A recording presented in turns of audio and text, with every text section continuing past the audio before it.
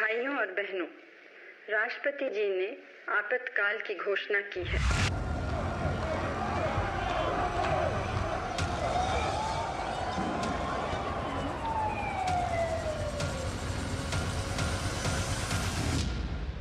यह घोषणा भारतीय इतिहास के उस सबसे काले दौर की शुरुआत थी जब देश में अभूतपूर्व दमन की शुरुआत हुई। लेकिन इसके पीछे कारण बना था इलाहाबाद हाईकोर्ट का एक फैसला और उसे लागू करने पर पूर्ण रोक से इनकार करने वाला सुप्रीम कोर्ट का एक आदेश। इसलिए जब आपातकाल लगा तो तत्कालीन इंदिरा गांधी सरकार ने न्यायपालिका पर भी जमकर हमला बोला।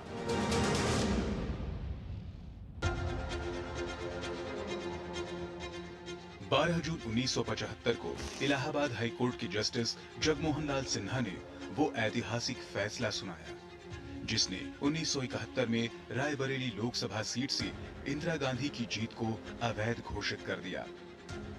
इंदिरा गांधी ने इस फैसले के खिलाफ सुप्रीम कोर्ट में अपील की, जिसकी सुनवाई वैकेशन जज जस्टिस वी.आर. कृष्णा अय्यर ने की। 24 जून 1975 को उन्होंने हाईकोर्ट के फैसले पर पूर्ण रोक लगाने से इनकार कर दिया, जिसके बाद अगले ही दिन आपातकाल घोषित कर दिया गया। नतीजा देश के लोकतंत्र पर लगा सबसे बदनुमा दाग। जो आतंक का माहौल था उसमें जजों को इतना जबरदस्त डराया गया। एएन रे का केस पहले से ही चल रहा था, यानी 7-8 जजों को सुपरसीड करके जो एएन रे को चीफ जस्टिस बनाया था, तो ऐसे भी जुडिशरी डरी हुई थी।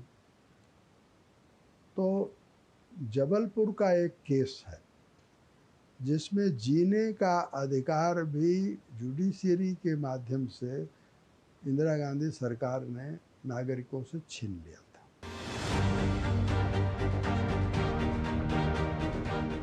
सरकार का दमन चक्र चला तो न्यायपालिका भी अछूती नहीं रही। नागरिक अधिकारों के लिए मुखर वकीलों को गिरफ्तार किया जाने लगा। मार्च 1976 में दिल्ली की 30 हजारी कोर्ट में प्रैक्टिस कर रहे वकीलों के 200 चैम्बर बिना नोटिस के ध्वस्त कर दिए गए और 43 वकीलों को जेल भेज दिया गया। फिर बारी आई ऐसे फैसले सुनाने वाले हाईकोर्ट जजों की, जिन्होंने सरकारी दमन के खिलाफ फैसले सुनाए थे। इन आदेशों को पारित करने वाले कई जजों को बदले और कई को तबादले की कार्रवाई का सामना करना पड़ा। लेकिन इमरजेंसी के दौरान न्यायपालिका पर हमले का सबसे बड़ा शिकार बने थे जस्टिस एच.आर. खन्ना। तब भारत का अगला मुख्य न्यायाधीश बनने के लिए जस्टिस खन्ना का नाम सबसे आगे था, क्योंकि वो सुप्रीम कोर्ट में सबसे सीनियर जज थे। लेकिन एडीएम जबलपुर केस, जो इमरजेंसी के दौरान मौलिक अधिकारों के निलंबन से संबंधित था, इस मामले में उनकी एक असहमति की वजह से इंदिरा गांधी सरकार ने उन्हें चीफ जस्टिस नहीं बनने दिया और उनसे जूनियर जस्टिस मिर्जा हमीदुल्लाह बेग को भारत का चीफ जस्टिस बना दिया गया। इसके विरोध में जस्टिस खन्ना ने उसी दिन इस्तीफा दे दिया था। जस्टिस खन्ना यह स्वीकार करने के लिए तैयार नहीं थे कि किसी भी हालत में सरकार द्वारा किसी नागरिक से उसके जीने का हक और अदालत में न्याय मांगने का अधिकार यह छीन लिया गया।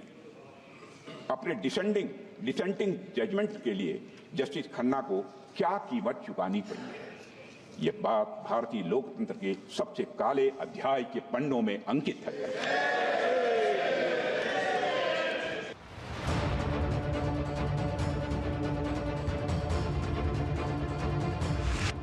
इंदिरा गांधी पर तानाशाही इस कदर हावी हो गई थी कि उन्होंने इस दौरान संविधान में भी कई बदलाव कर डाले। संविधान में 38वां संशोधन कर न्यायपालिका से आपातकाल की न्यायिक समीक्षा का अधिकार छीन लिया। 39वां संशोधन कर अदालत से प्रधानमंत्री पद पर नियुक्त व्यक्ति के चुनाव की जांच करने का अधिकार ही छीन लिया गया था। लेकिन सबसे हैरान कर देने वाला था 42वां संशोधन, जिसमें अनुच्छेद 368 के तहत एक साथ 40 अनुच्छेदों को बदला गया और अपने हिसाब से मिनी संविधान ही तैयार कर लिया गया।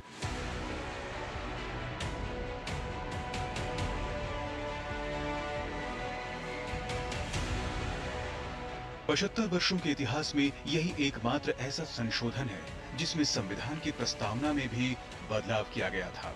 इतना ही नहीं, आपातकाल के दौरान संविधान का गला पूरी तरह घोंट दिया गया। आपातकाल की घोषणा के साथ ही संविधान के अनुच्छेद 14, 21 और 22 को निलंबित कर दिया गया था और समानता, जीवन और व्यक्तिगत स्वतंत्रता जैसे मौलिक अधिकार छीन लिए गए थे। जनवरी 1976 में अनुच्छेद 19 को भी निलंबित कर दिया गया और अभिव्यक्ति की आजादी, प्रकाशन, संघ बनाने और सभा करने की आजादी भी छीन ली गई।